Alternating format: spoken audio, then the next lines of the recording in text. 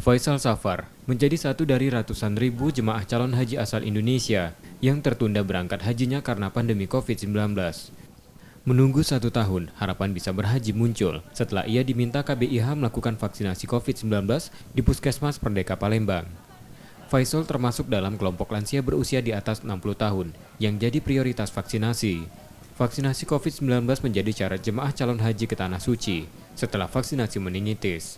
Vaksinasi memberi harapan para jemaah calon haji lansia dapat menunaikan rukun kelima itu dengan aman. 5 tahun tertunda 1 tahun. 5 tahun tuh. Ya kalau bisa jangan tak jadilah.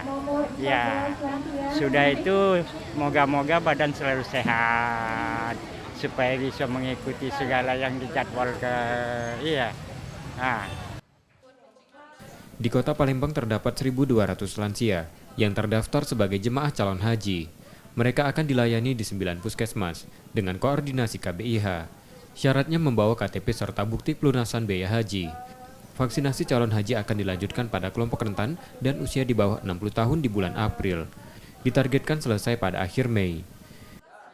Ya, bila pilihan haji dibuka tahun ini, hanya jemaah yang sudah divaksin COVID yang bisa berangkat. Nah, di skema nasional kan tidak ada khusus untuk haji, tidak ada.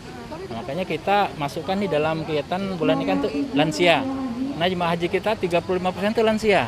Artinya jemaah haji bisa masuk di sini, dimasukkan sini.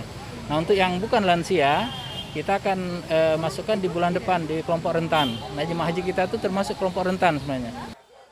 Jemaah calon haji berharap tahun ini dapat berangkat dengan tetap memperhatikan keamanan dan kesehatan jemaah.